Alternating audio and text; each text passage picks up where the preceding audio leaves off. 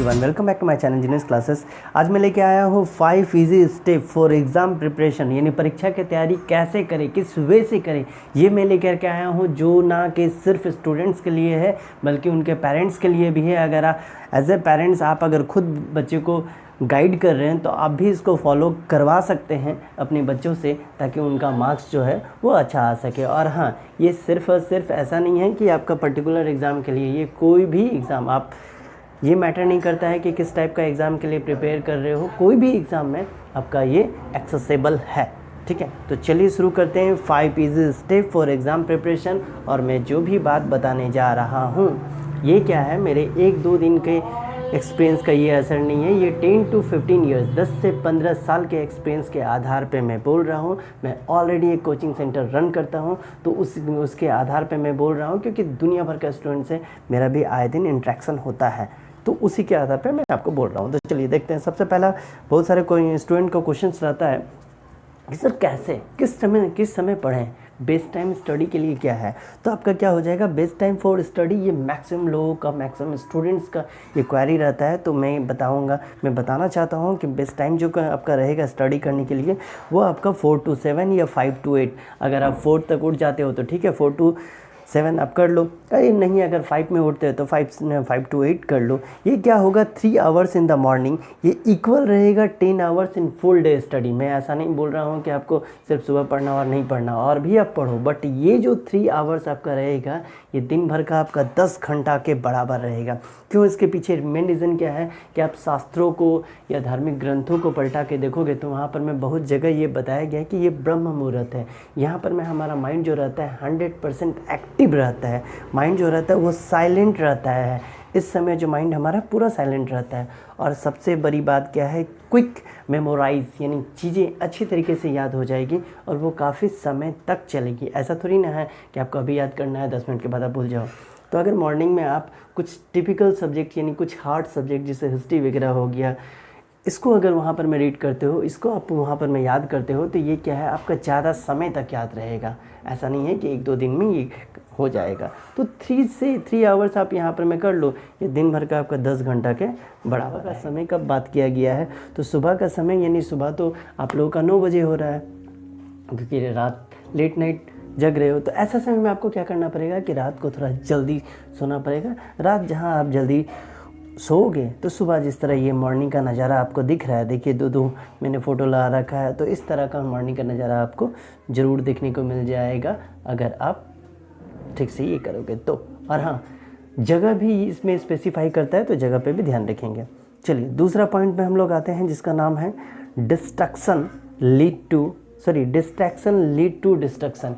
ये मेरा डायलॉग नहीं है, ये बहुत सारे लोगों का डायलॉग है कि अगर आप डिस्ट्रैक्ट हो जाएंगे तो आप अपने गोल से, जो भी आपका टारगेट है वहाँ से आप हट जाएंगे। ठीक है, वहाँ से आप हट जाएंगे। तो कुछ ऐसा ही आपके साथ हो रहा है कि आप जितना डिस्ट्रैक्ट होगे, आपका एग्ज़ाम का जो टारगेट है वो उतना ही हट जाएगा। इसके लिए आपको कुछ बातों को ध्यान रखना पड़ेगा। जैसे सबसे पहले डिलीट ऑल नेसेसरी ऐप, जो अननेसेसरी ऐप है जिसका ज़रूरत नहीं है, आप चाहो तो उसको वहाँ पर मैं डिलीट कर दो। दूसरा है, सबसे इम्पॉर्टेंट इसमें आता है, अनइंस्टॉल ऑल OTT प्लेटफॉर्म, जैसे नेटफ्लिक्स हो गया, अमेज़न प्राइम हो गया, और भी बहुत सारा है, आपने जो भी ले रखा है। तो 1 मंथ के लिए आपको इसको ब्रेक दे देना है, अगर आप चाहते हो कि आपका एग्ज़ाम अच्छा से क्लियर हो तो। और नहीं तो बस आप कंटिन्यू कर सकते हो, आप इसको ये कर दो। अब मैं गार्जियन से भी ये कहना चाहूँगा, जितने भी पेरेंट्स हैं, कि अगर आप खुद बच्चे को टैकल कर रहे हैं तो ये इन बातों का जरूर ध्यान दें। तीसरा आ जाता है अनइंस्टॉल ऑल सोशल मीडिया, जितना भी सोशल मीडिया है या गेमिंग ऐप्स वगैरह है, फॉर नेक्स्ट 1 मंथ और अनटिल योर एग्ज़ाम एंड। जब तक आपका एग्ज़ाम ख़त्म नहीं होता है तब तक आप इससे ब्रेक ले लें। ठीक है, एकदम नहीं देखना है, मतलब नहीं देखना। अगर आप ये कर लोगे तो देखो फिर एग्ज़ाम में क्या मार्क्स आता है। तो ये सबसे बड़ा दूसरा पॉइंट हो गया। चलिए बढ़ते हैं तीसरा पॉइंट की तरफ। तो तीसरा पॉइंट क्या है, ऑर्गेनाइज द स्टडी स्पेस। ये सबसे बड़ा बात आता है, बहुत सारे बच्चे को क्वेश्चन रहता है, और कभी कभी मैंने भी ट्राई किया है कि एक पर्टिकुलर जगह पे जाकर के पढ़ना और कहीं भी जाकर के पढ़ना, ये 2 अलग अलग बातें हो जाती है। तो आपको सबसे पहले आपका एक टाइमिंग तो जो है वो तो है ही, साथ में आपको एक स्पेस तो ये फिक्स करना पड़ेगा कि किस स्पेस में, यानी कौन से जगह में आप पढ़ने पे ज़्यादा कंफर्टेबल फील करते हैं। ठीक है, अगर आपके घर में स्टडी टेबल है तो बेहतर है, इस तरह का स्टडी टेबल है तो आप सब कुछ नीट एंड क्लीन करके साफ़ सुथरा करके वहाँ पर में रखें। ठीक है, अच्छी तरीके से आप वहाँ पर में कंफर्टेबल हो जाए। ऐसा नहीं कि आपका स्टडी टेबल पे चीज़ें इधर उधर हौच पौच के रूप में फेंका हुआ है, ऐसा नहीं होना चाहिए। एकदम पर्टिकुलर स्पेस पे सब कुछ अच्छी तरीके से होना चाहिए। और ट्राई करें कि स्टडी टेबल, या अगर आप कहीं पे बैठ रहे हैं, पलंग पे बैठ रहे हैं या चेयर पे बैठ रहे हैं, जहाँ भी बैठ रहे हैं, वो आपका विंडो के आसपास होना चाहिए ताकि ताज़ी ताज़ी हवा आपको मिलती रहे। चलिए, इस तरह का भी आप कर सकते हैं, एकदम ऑर्गेनाइज़ किया हुआ, ऐसा ऑर्गेनाइज़ किया हुआ होगा। उसके बाद हम लोग आते हैं चौथा पॉइंट में। चौथा पॉइंट क्या है? Take regular break during the study. ऐसा नहीं है कि आपको 6-6 घंटा का, 7-7 घंटा का पूरा एक बार में कंटिन्यू आप पढ़े जा रहे हो। नहीं, ऐसा काम गलती से भी नहीं करना है। ठीक है, ऐसा काम गलती से भी नहीं करना है कि आप 6-6 घंटा, 7-7 घंटा पढ़ रहे हो। आपको क्या करना है कि या तो 45 से लेकर के 1 आवर, आप पहला जो स्लॉट लगाएंगे तो वो 45 मिनट का रहेगा या 1 आवर का रहेगा। आप 45 मिनट पढ़ते हो या 1 आवर पढ़ते हो, इसमें आपको 10 से 15 मिनट का ब्रेक लेना ही है।